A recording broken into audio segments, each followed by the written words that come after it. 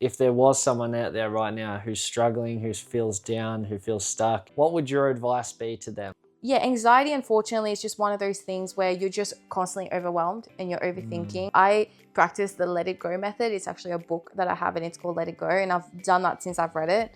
And especially when you have anxiety, it's really good to kind of acknowledge what the anxiety is, feel it, and then you say, I let it go. And it sounds really simple and stupid, but my God, that has worked extremely well for me. Welcome to the Modern Dog Parents. We're back again, and if I can ask you one big favor from me and Mel, it is to hit that like button. We're now official YouTubers. I ask everyone, I hear everyone ask that in videos, and I'm always like, I'm not hitting that like button. What have you done? But maybe stick around, and then you'll feel like hitting it soon. Yeah, if you don't want to hit the like button, you can always hit the subscribe button, or you can follow us on Spotify as well. Or you could comment and be like, screw you, I'm not hitting the like button. You could do that too. But today we're going to be getting to know Mel and I a little bit deeper. We thought what would be interesting is talking a little bit about what we were doing before Lenny's Pup Shop, the mindset behind starting a business. Because before we started this, Mel and I, we were happy in our lives, but we felt like something was always missing. Even when I was a child, this is much further back, but I always felt like you were meant to do something bigger with your life. You know, I was always searching for a purpose, something bigger than myself. And I think Lenny's Pup Shop or just getting Lenny himself and starting our family has helped fulfill that more. So if you're feeling stuck or feeling like you're missing something from your life, potentially this podcast hopefully will help you. So I wanted to throw our minds back, Mel, to before we started Lenny's Pup Shop. What was your day-to-day life looking like, and how were you feeling in those times? Yeah, my day-to-day life was pretty average. I feel like, it was the normal 9 to 5. I was working in the city. I was an operations manager. I was just juggling that and obviously looking after Lenny as a puppy. And then he went to daycare and all of that. So it just felt like our days were still pretty packed and full on. But we were just doing that. And I think while I was working my 9 to 5, I always felt like I could do more or I could do this for us instead. So life just looked pretty routine. Walked Lenny in the morning, went to work and cooked dinner with Josh. And that was about it. So it wasn't a bad life, but it was definitely something that, I just felt like we're so young, we don't have kids yet. I want to do something meaningful. And Josh and I have always been very big about, creating generational wealth and building a business. So that's why I feel like we were wanting to do that. Yeah. We wanted to create freedom for ourselves. Yeah. Maybe even before we got Lenny, we were a lot less happy, I'd say, as well. Lenny even brought, I think, a lot of purpose into our lives. And that's why I've always said getting a dog gives you this responsibility and gets you to see outside yourself and look after someone other than yourself. I know a lot of people say once they have a kid, they have that feeling, that life isn't all about them. So I think definitely getting a dog can help with that as well. Yeah, definitely. And I think I'm going to ask you probably the same question so people can actually hear your side as well. But with Josh's case, it's a bit different because you're still working full-time and you've been working full-time since we've opened. Yeah. But did life look different for you before the business, or how were you able to kind of do both at the same time? Yeah, I think before we got Lenny was definitely more of a struggle. I used to actually want to be a doctor. So I had done biomed when we'd sort of met. Mel was in uni. I had, done the GAMSET and all the tests and was getting into med school at the time, but I had heaps of injuries. So I've had to actually get both my hips replaced. I've had about 10 operations in total. I've had terrible back injuries, all from a life of trying to pursue professional basketball. So anyone else out there knows that, when you take your sport seriously, I think it leads to a lot of injuries, and I just didn't have very good genetics. So I struggled a while because my whole goal was to make it professionally in basketball. And then when I lost that, I really loved medicine because I've always just wanted to help people. I think Mel knows that about me. I was raised by a nurse, so I think that was drilled into my head from a young age that the most important thing is helping people in life. So I think I was very lost for a while and not knowing what to do. But I've always been interested in business, and I find that I enjoy my life most, when I have a purpose, when I'm learning every day, when I'm challenging myself. But my day to day prior to starting Lenny's Pup Shop, was just working, going to the gym. Obviously spending a lot of time with Lenny and dating Mel. But I'd say, the biggest struggle was before we got Lenny, was because, Mel was with me through all my hip surgeries, through all my back issues. So having to go through that at such a young age and all these health issues, it really brought us closer together. But I think that's what was always missing from our lives, is that although everything looked good from the outside, like we were a good couple, our relationship was good, we had good jobs, but you just still felt like there was something missing. So, Yeah, 100%. I think if anything, we were more excited to do something together, because obviously we went through so much hardship at the beginning, with Josh's injuries, and, we were trying to juggle university at the same time, and you were living, with your brother out of home, and that was new for you as well.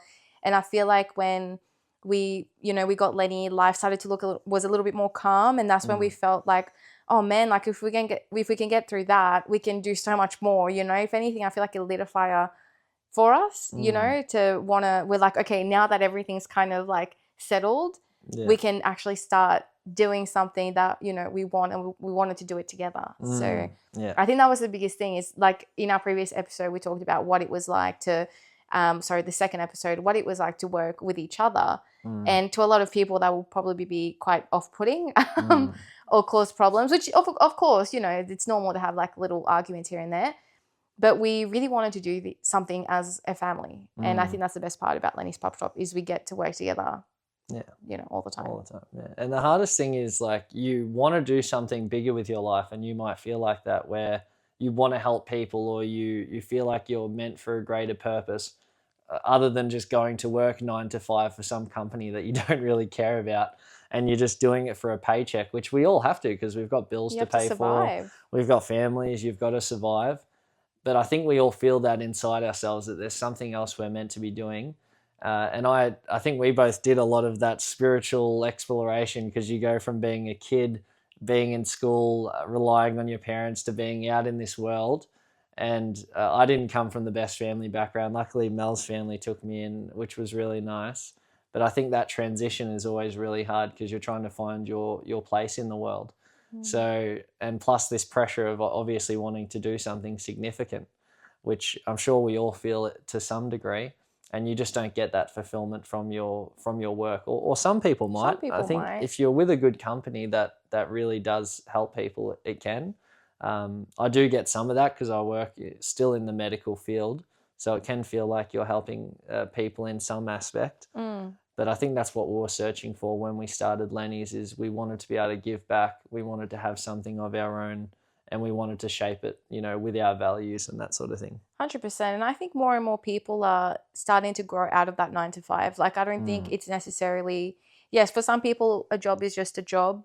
Others, it's their career, and they've, studied, and it's what they've wanted to do, become a doctor, a lawyer, or whatever. And they do really love it, or they work with people with disabilities, or they work with animals.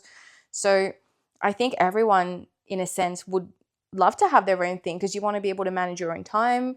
You don't want to have to really ask for time off, because I still find that ridiculous, that it's just, you don't want to have to ask for time off when you have kids or when you're unwell. Like, you want to be able to manage your time. And I think having a business is so much more than the financial freedom. It's more so like time freedom. I think that's the biggest thing, because end goal for us was always to have a business so we could travel with our family, we could have more time with each other, because that's what we want. Ultimately, it's just more time together.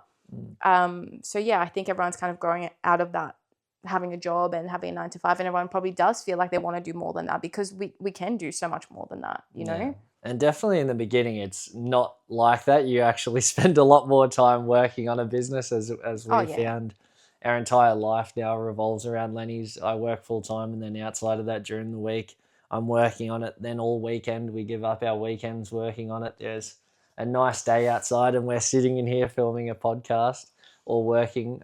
So there are sacrifices in the beginning, but that's because later on, when we do have kids and we have a family, we want to be able to spend that time with them and have that freedom and build something that we actually care about, because when you're probably trying to work for a big corporation, you know, working for 3 or 4 hours or an 8 hour day feels like never ending, you know, whereas when we're working, a day goes so quick. So quick because you care about the work you're doing, and even a month or a year now goes so fast for us.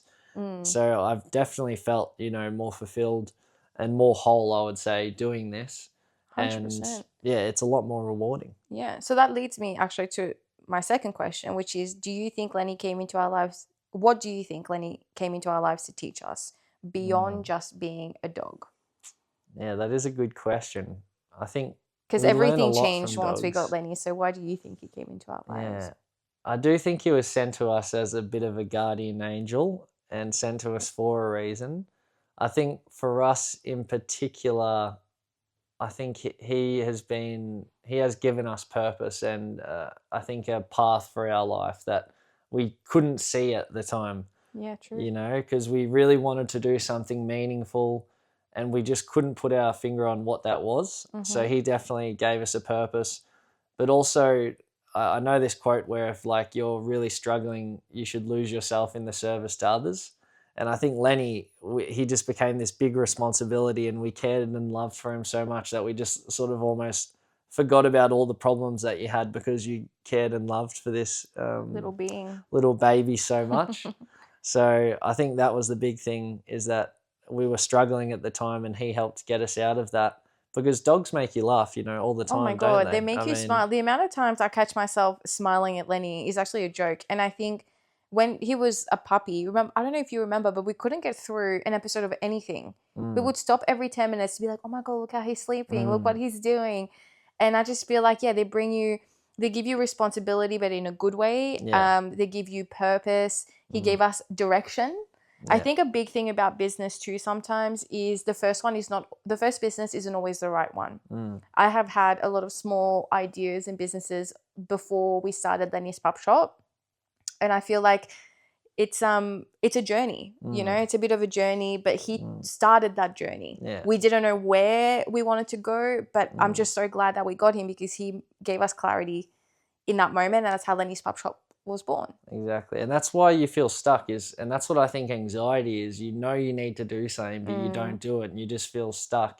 Whereas with him, he just forced us to try something. And that's what probably our advice would be, is if you feel like you need to do something bigger, just try something. If it doesn't work, it doesn't matter. That's what we've always said, is as long as we're enjoying trying, then who cares? It's not a failure. Even if you lose everything, you can make it back. Like 100%. And I think it's all about taking risks. And it doesn't have to feel like, sometimes I feel like when you start a business, you think you need to have a massive amount of money to start up something. I think it doesn't necessarily have to be that way. You can also just open an Instagram page and just start posting things that you care about or that you love, and something will form from that. I think it's like Josh says, it's just about giving it a go. Don't worry about what people think. And just do it, because what do you have to lose? There is nothing to lose. I do understand that everyone's circumstances are different, having kids or, you know, hardship in life, but I think there is just so much that you learn of yourself when you try just anything. And if you think through to the absolute worst case scenario, like here in Australia, we're very blessed. We have a very good system, but you're not going to end up on the street. You're not going to end up dying. At worst, you'll end up renting in some place, and you can always go back to get another job. So, or the job you have now. So, if the worst case scenario is you end up exactly where you started and where you are now, there's not that much to lose. 100%. Trust me, I've tried to climb the corporate ladder, and it's not all that. And I'm sure many people will agree with me when it comes to that. There's not much fulfillment that comes from, unless you're doing something that you absolutely love. So you may as well just try doing something that you enjoy. Yeah. Or maybe it can feel like an addiction, that achievement of getting the next promotion and moving the next level up, and you feel really focused on that, and it feels good in the moment because people look up to you and you get more power. But then everyone always says, once you get to the top and there's no further rungs to climb, you feel empty, because what was the purpose of you doing that? So I think sometimes, we get lost in life. You've really got to evaluate and think to yourself, why am I doing what I'm doing? And what is driving me? So, those are the biggest things I think we learnt from Lenny, and also just being in the moment. I think dogs are so in the moment. They're always enjoying themselves. I think always, like, even when we're driving the car, they'll put their head out the window. And I think it helps us enjoy that moment more. 100%. Like, we get to live life vicariously through them and feel that joy through them. Yeah. I think sometimes people that think dog parents are crazy haven't had a dog, and you just don't understand just how much joy they bring you, and just almost just how, like, they don't say anything, but they carry so much. If you're having a hard time, it's just like you can speak to them and they're able to be there for you. I don't know, I just think they're amazing. And that's why I personally enjoy going to the dog park and talking to dog parents, is because you relate on that level. They're amazing. Yeah, they are. And let us know what your dog has taught you in the comments. Yeah. I'm sure. What lessons have they taught you? Yeah. I think for me as well, he's taught me how to be more patient. And being in the moment is the biggest thing, because you see they are such in the moment creatures. So watching him taking, a nice breeze, having I don't know how do you just enjoying their food, or running through the park, just watching him run through the park, the big smile on his face. It's just it just reminds you, man, I should just be in the moment more. 100%. And if you are ever looking to start something for yourself and you want to take that next step, I thought we might talk a little bit about what it was like when we first started Lenny's Pup Shop, because we had all sorts of delays with the caravan, because we originally were going to start a dog cafe, and the caravan was delayed because we'd got it made, but they didn't make it to my height. I'm quite tall. And so when I went to get in it, my head didn't even fit. So did you want to talk a little bit about, Mel, what you would advise doing these days if you were going to start a business again? We've got so many mosquitoes here. It's crazy. I know. What would you start as a business again? Because in those first few days, we had to go fully online while we were waiting for the caravan to be built. What would you do if you had to start again with an online business? Or what advice would you have to someone who is starting from nothing, just as we did? I think for me, definitely doing your research, obviously, knowing who you're selling to. I think the biggest thing what happened, we were so excited with opening the cafe. So obviously you get all of that, you get the caravan, but you don't always think about what you're going to be doing, why you're going to be doing it. And that is the most important thing. So I think understanding your brand. So I think I would definitely just sit down, have a big brainstorm about what is it that you're going to do in the first 6 months to a year of your business. What do you stand for? And just write all of that down and make sure that you use and communicate that message everywhere. I think for us, it was a bit hard at the beginning because we were a cafe, but we were also an online store. So I had a lot of trouble, I know, trying to kind of blend the two together. And I would imagine it would be confusing for people also seeing us, and the concept of having a cafe and the concept of being an online e-commerce store it would be confusing. So I think just really setting out exactly what you stand for, what your brand is about, who you want to speak to, who you want your audience to be, and take your time with that. Not too much time, but take your time with that. What else? I would say if I had to do it again, learn like basic skills, basic, how to use Canva, how to use TikTok, Instagram. All of these things are free.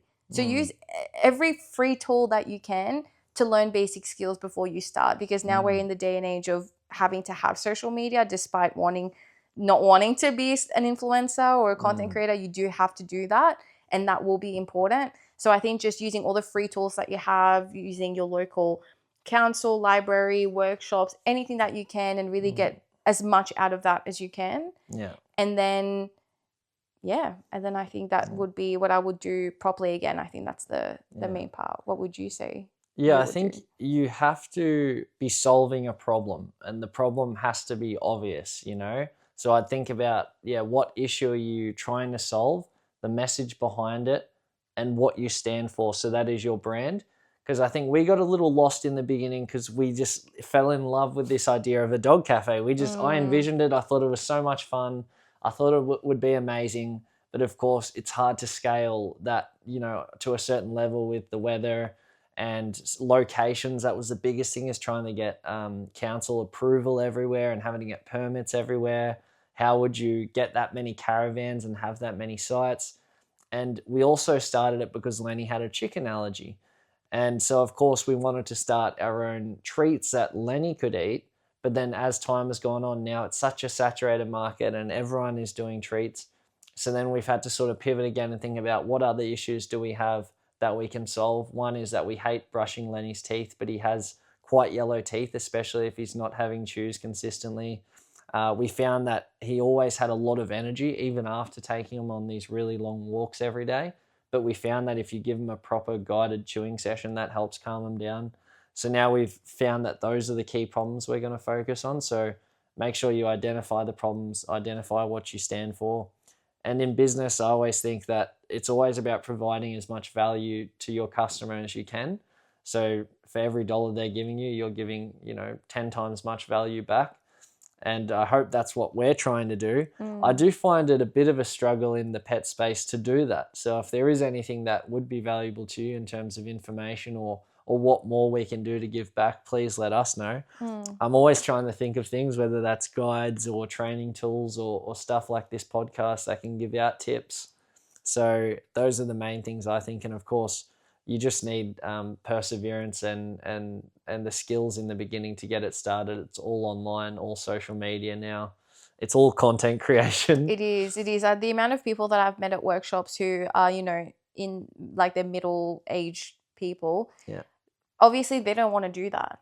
Because even I myself as a young person, I also don't enjoy it that much anymore because you have to rely on it so much. So it goes from being really fun to being really frustrating and really draining. So unless you do eventually find somebody that's able to do that for you, that's really great. But I think not putting too much pressure on yourself at the beginning as well. I think sometimes we always thought that we had to post all the time and post anything. And I mean, have some strategy behind what you're doing. But try to have fun with it as well. So I think the biggest thing is, making a good plan, having a good brainstorming session, and just be intentional with everything that you do. Yeah. So that's what I would do again. Yeah. Yeah. I think having that clear vision would really help if we could go back and know exactly, what path we want to take. But then again, as we said, you have just got to start and you've got to figure it out along the way. So that's what we always believed, is that even if this doesn't work or the next thing doesn't work, we're just going to keep trying and 100%. and trying we're again. doing this podcast now. That's another thing that we didn't anticipate to do for this business. We wanted to do this as like maybe a personal podcast, but about, personal different things like life and spirituality and all of that. Yeah. So we're always up for trying new things. Exactly. And now I wanted to talk a little bit about the mindset it takes to start a business and keep it going. Is there anything you think in terms of what might be holding you back? That's something you've had to overcome in terms of a fear you have or a mindset. I know some people struggle with self-sabotaging and that sort of thing once things start to get going. Do you think you've had any fears you've had to overcome? Or 100%. Biggest one at the beginning was probably judgment.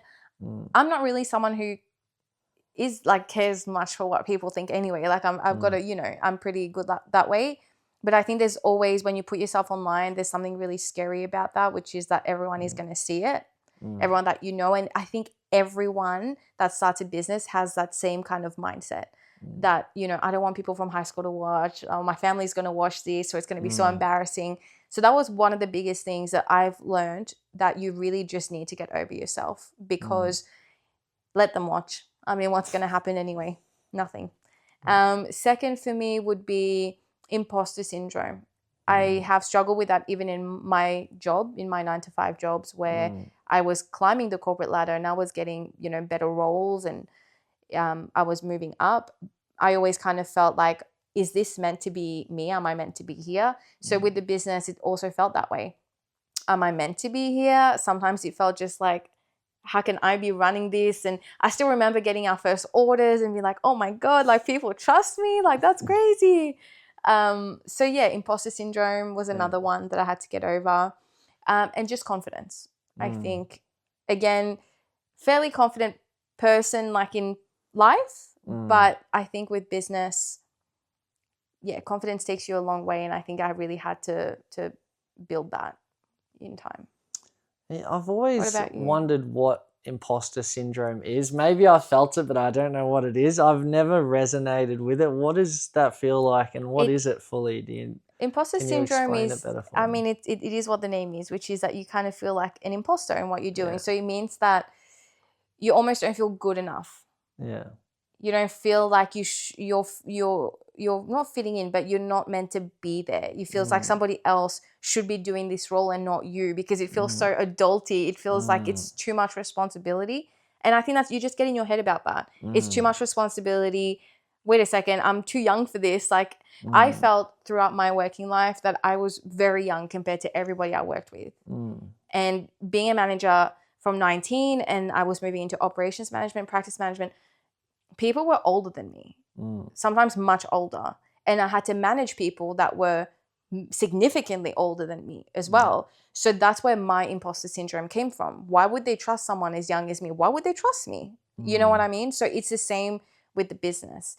It's almost so amazing and overwhelming that you're thinking, man, I don't know if I can do that. I don't know if somebody else is more capable than I am. So that's what imposter syndrome felt like. I don't feel that really anymore. But at the beginning I did, because this was the first business that went so public, and we were serving people, and the media, we had the amount of media coverage we were getting, it all of a sudden felt very, oh my God. Yeah. Makes sense. You know what I mean? Yes. Yeah. I've gotten nervous, like when we've had to go on the news, or if I have to do the big pup shop events, I get nervous for those. Weirdly, I've always had nerves for public speaking. I get less of them when I do the pup shop events, more when I have to do big presentations at work for the whole company. I never enjoy that. So that's probably one of my biggest fears, is public speaking. However, it seems okay when I'm doing Lenny's pup But that's shop. probably good that you don't have imposter syndrome. I think it just shows that you're confident in knowing what it is that you want and what you need to do. And I think Josh has really helped us. He's been my rock throughout the whole business thing, because for me, this kind of business was really new. And I think you were always really into that, into business and doing all of that. And I think you didn't have much fear. Josh is a bit more of a risky guy. I love the risk. And I prefer not to risk anything. But to be honest, you won't have anything at all, a business especially, if you don't take risks. And that's the biggest learning curve that I've probably learned over time, is taking risks in life and in business, and that's actually going to get you somewhere. Yeah, I think it's very good having each other, because when I hear of sole founders or business operators when they're on their own, it would be really hard in your own head, just trying to figure out what to do next. Sometimes you're spending a lot of money on things, not knowing whether they're going to get a return. Should you stop or should you keep going? Is this business even working or not? How to know whether to keep pushing forward, because we have our hard times. But I always just say, look, we've just got to keep going with it and keep pushing. And until you get really clear signs you should stop, then I think you should always persevere and go as hard as you can, because I think I've just always had that mindset, probably growing up competitively with sports and that sort of thing. And I've always just listened to a lot of podcasts and always been really interested in motivation and mindset and that sort of stuff. Yeah, I think if you are doing it alone, that's why people get advisors or mentors. I think it is important to follow somebody that you... I just gave him a bath, so I think he's a bit itchy. Maybe there's some water in his ear. He looks so cute and fluffy though, doesn't he? So yeah, if you're doing it alone, I feel like having an advisor or having somebody that you can kind of go to, or a good coach, then I would, because you do need a differing opinion. Doing it all on your own would be extremely hard, and you do get into your head a lot. So we do have moments where I get really overwhelmed and I'm doubting everything, and Josh is the one who's reasoning everything. And then there's moments where he's doubting certain things and I'm like, no, it's okay, it'll work out. And you kind of need that balance. You do need to have somebody to bounce off with. Yeah. I think my biggest fear, if anything, would just be, not fulfilling our potential and not making it. I think I just have this vision for what I want our lives to be. And when I met Mel, I always said to her, like, I just don't want to be a normal person, which might sound bad or might sound wrong. I think I just wanted to achieve a lot of things. I do want to, help people in some way. Like we've said, we want to give back using the business. That's what I end up wanting to do full time, is more philanthropic stuff.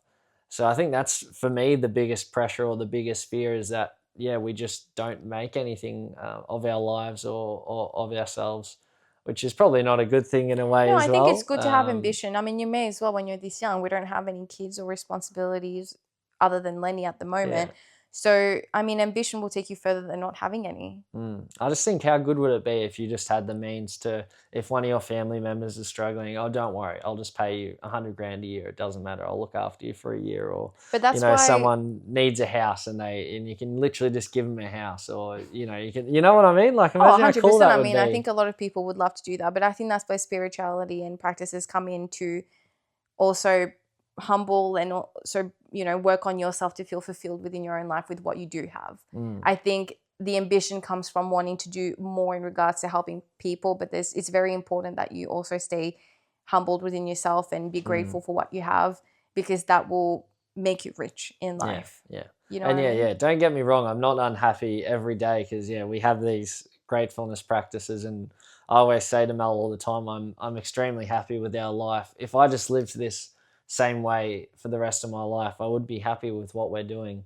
And even as we have gotten more money, as my career's gone on and we've done this, I don't exactly spend it on myself or ourselves that much. It's not like we've lived luxuriously or anything like But that. you don't need, I'm not, we're not really materialistic people. I don't feel like I need very much.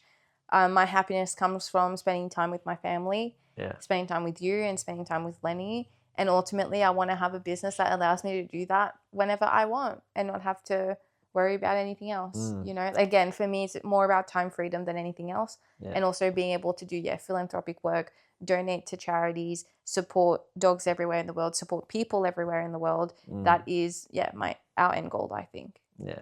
And I think we'll get there. We'll I just think so too. we're still young. If you're Even if doubting it's us, 50 or 60, you just got to do it. You just got to keep pushing. I did want to ask as well, what do you think, how do you think Lenny's Pup Shop has changed you as a person? Because I do find it funny when I see people say, oh, people never change. They stay the same, which I think a lot of people can, I suppose. We know a lot of people that are stubborn in their ways, and we call them stubborn oldies or whatever. Those sort of people in your life that are like, a bit older and they're just stuck in their ways and they're never going to change. But I feel like, weirdly, if I look at myself 2 years ago or a year ago, I'm such a different person, and you almost get embarrassed looking at the person you used to be. So, how do you think you've changed since Lenny's Pup Shop has started as a person? Oh, that's a deep question. That is a deep question. We're trying to get deep today, Mel. So how have I changed as a person? Yeah. For Lenny's Pup Shop. Mm. Well, that's a loaded question, guys. I haven't really thought of that. Really? Okay. I think I've changed in a sense of, well, I don't know if that's going to answer the question correctly, but I feel like I definitely have more respect for everybody out there that has been running a business and has started a business for themselves. I didn't understand how much work, sacrifice went into it. So I think it made me really empathetic towards people who have stuck with something for a really long time. Like, we used to go to the coffee shop and it's always the same person. It's a family. They've opened this shop and they've been there for 15, 20 years, and they're telling us about the ups and downs of running that business and how they don't want to close. And I do get it, because your business becomes your baby. I am extremely attached to Lenny's Pup Shop. So for us, when we needed to close the pup shop last year over the summer, I was really distraught, because I was like, oh, I understand now. So I do have a lot more respect for people that are out there, trying to do something for themselves, and trying to make themselves better. I think I have deep, deep respect for that. I have changed as a person, I think, in the sense that I don't know. It's hard to put into words. Maybe I should ask you that so then I can reflect a little bit. Okay. Before. How do you think it's changed you as a person? As a person, I'd say that and you are as well. I think we're definitely happier as people. I think I'm definitely more disciplined, because you have to get so much more done. I have a routine every day that I stick to, and a to-do list that I have to get through. So definitely more disciplined. I feel like I have more purpose in my life. I feel like before this, I was a little bit pessimistic on humankind and human nature. I thought everyone was just, cared so much about themselves and was so negative, and I just had lost hope. But the more we've done like charity events, and I've met so many amazing people at the pup shop and online, really caring people, very generous people, very kind. We've made friends there. So I think it's definitely made me more optimistic again that there are good people like us out there trying to do good things. Because we just felt like we had, no one to really connect with. No Yeah, one. it gives you like hope in humanity again. Exactly. Yeah. Because there are so many amazing people. I think they all have dogs, maybe. That's why I couldn't find them. Maybe. So yeah, a lot of changes. I think those were the main ones that I came think to you're right. I mind. think for me, yeah, I've changed. I think I'm a happier person overall and probably a more social person. Yeah. I've always, I'm usually a bit introverted. So this allowed me to venture into my extroverted side. But I think with Mm, dogs, I am extroverted. I'm very confident when it comes to mm. that. And I'm confident talking to people who have dogs. But we were able to make a lot of friends and Yeah, more friendships and connections. Yeah. more connection. Yeah, I think that changed that for me as well. Mm. And since this has been such a positive effect on our life, if there was someone out there right now who's struggling, who feels down, who feels stuck, I hope you don't mind me sharing. I know you have struggled with anxiety in the Mm. past and Since I feeling was two stuck. years old. I know Mel's always really struggled with anxiety, and it feels terrible because it can manifest in other ways, and Yeah, and lots of skin health things issues and and eczema and all that stuff. exactly, yeah. Mm. What would your advice be to them to try and help feel unstuck or help feel better in their lives? Help manage anxiety if you want to talk about Yeah, that. I think something that Josh opened my eyes to was definitely breathing and spirituality. I think you need to. There's a thing that I do. It's called Mel the wasn't breathing before she met me. She just breathing is like we call it breathing, but people wouldn't know. It's like the Wim Hof, yeah, yeah. the taking slow breaths, deep breaths, and all of that. So I don't do that anywhere near as much as Josh does, but I do think that being able to center yourself, I practice the Let It Go method. It's actually a book that I have, and it's called Let It Go, and I've done that since I've read it. Mm, And especially when you have anxiety, it's really good to kind of acknowledge what the anxiety is, mm, feel it, and then mm. you say, I let it go. And it sounds really simple and stupid, but my God, that has worked extremely well for me. And I think, yeah, anxiety, unfortunately, is just one of those things where you're just constantly overwhelmed and you're Mm, overthinking. And that's why having practices, whether you want to journal, whether you want to do Wim Hof breathing, whether you want to read a book about spirituality, I think you do need those practices to be able to manage that anxiety. mm. I think Yeah. it's all about how do you manage that anxiety without it festering and getting worse, because I can absolutely tell you it does get worse if you don't manage it properly. So yeah, my advice would just be have a practice that feels easy for you that you can do, 5-10 minutes a day, or maybe little things when you're feeling overwhelmed, you take a deep breath and you're like, okay, what do I do? The deep breathing has helped me. I don't do the Wim Hof practice, but I take a deep breath when I'm feeling overwhelmed. And Mm, even that helps. Or listening to podcasts as well, mm, they're really good. mm, So yeah, you just need to find a way to kind of ground yourself to make your brain just stop for a moment and just relax, because mm, yeah, anxiety just it builds from just thinking, overthinking, and it mm. just snowballs, and then you just end up, and that's where the panic attack ends up, coming out at the Yeah, extreme. yeah. So yeah, just having practices and doing all of that, I feel like that's helped me a lot with my anxiety. Yeah. So if you're struggling with anxiety, yeah, trying to have a practice, not letting it snowball and get worse and getting ahead of it. Possibly try deep breathing. I know everyone scoffs at that and thinks it's I ridiculous. used to. I'd be like, Yeah, what the Melly used hell? to. Yeah, Melly used to always laugh at me, and Wim Hof won't always work for anxiety because it's a faster breathing, so it increases dopamine and noradrenaline, so it can make some anxiety worse. But there's other types of breathing, like box breathing, where you breathe in for 4 seconds, hold for 4 seconds, out for 4 seconds, hold. So Yeah. it's you're creating a box in your mind. Or even Or 4-7-8. I love this one. If you struggle to sleep, yeah. or even me before I do talks now and I get really anxious, you breathe in for 4 seconds, you hold for 7, and then you breathe out for 8. Because anytime you breathe out longer than you breathe in, it's activating your parasympathetic nervous system, that calming response. So if you ever feel anxious, if you just do this breathing, you feel so much calmer afterwards. And I know it is hard when you're really tense in that moment. But I find it's very helpful, and I think it's helped Mel as well, especially for sleep. Yeah. I think the biggest thing too, my anxiety, if you do that the first thing of the day, it is better. It manages your anxiety better. Um, and then even just patting your dog or just giving yourself Yeah. 5 minutes with your dog. I do that a lot when I'm working with Lenny and I Yeah. just need a second. I need to sit down with him and just pat him, and it just helps me to relax. And I feel like that's why people get therapy dogs, I mean, they're your emotional support dog, and he's that for me. So yeah, I think practices are very important. I think you do need that to manage your anxiety. It all comes back to how therapeutic dogs are. Yeah. But it is really important how you start your day. I told Mel this recently, is that if you get up and you check your phone right away, it's just setting off that cortisol, and all day you'll be on this sort of roller coaster. So if you get up and you're intentional, you do some slow, deep breaths, don't touch your phone for half an hour at least. It really helps. Don't have coffee for at least half an hour to an hour. And if you start your day off in the right way, I promise you'll feel so much better. 100%. So setting up that practice at your start of the day, maybe try some deep breathing, and then try and do some work and look at changing some of your habits, because that's the biggest thing. Is changing is so hard in the beginning, just taking those first few steps.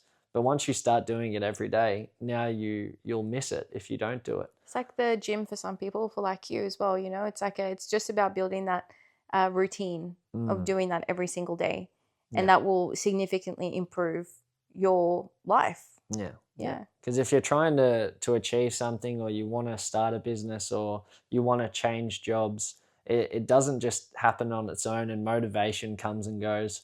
But you've just got to be disciplined and have the practices set up so that you fall back into those. Because I find, motivation, I'd always try and get motivation, and it just wouldn't be there a lot of the time. So you've just got to have the discipline set up. Yeah, passion and motivation is not gonna get you very far. Yeah. It's just about being disciplined, having a routine. If you're someone like Josh who likes to, have a list and tick it off, definitely do that.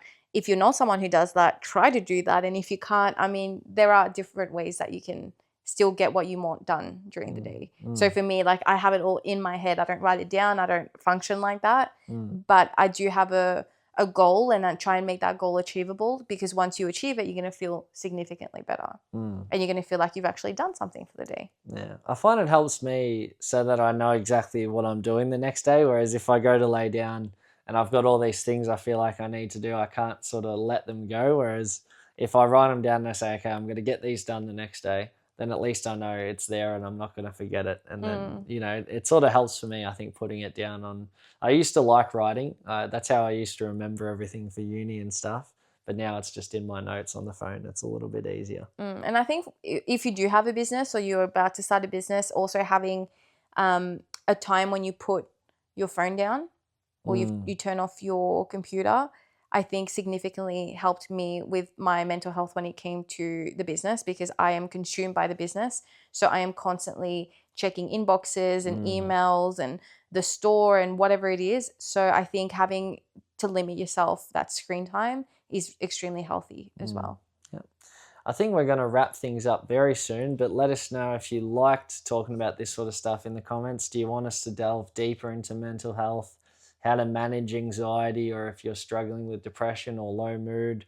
I know that was always something I struggled with before we had this purpose in our lives. I think depression is definitely linked to a lack of purpose and a lack of connection and friends and family. If you'd like to know more about the business, let us know. But why don't we wrap today's podcast up with, if you could go back 10 years in time to your younger self before we'd started all this, and you could say one thing to yourself, what would that be? Or what bit of advice would you say to your younger self? Oh, you're really hitting me with these questions. I know, I'm such a good podcaster, aren't I? I should start my own. Oh, wait, I already have. Yeah, I would say to myself. Yes, to yourself. What advice would you give yourself, the younger Mel from 10 years ago? How old would you be? You would have been 18. Are you 28 still? Yeah. Oh my God, yeah, that's right. I am 30. Jeez, I'm getting old. You're only 2 years older than me. I know, but I'm the advice that I would say is definitely don't worry about what people think of you. There you go. That's good. I think that will get you very far in life. Do not worry about what people think of you. What would your advice be for yourself 10 years ago? So I would have been 20. Maybe I would just tell Josh, young Josh, that it's all going to be all right and it all works out in the end. So he was having a hard time, young Josh. So that's what I'd tell him. That's That's nice. nice. That's Okay, really we'll sweet. leave it there. Thank you so Thank you, much. We really guys. appreciate it. If you did like this one, chuck a comment or a like below. Hit us up on Instagram at Lenny's Pup Shop. But yeah, thanks for joining us. Thanks, guys. See you later.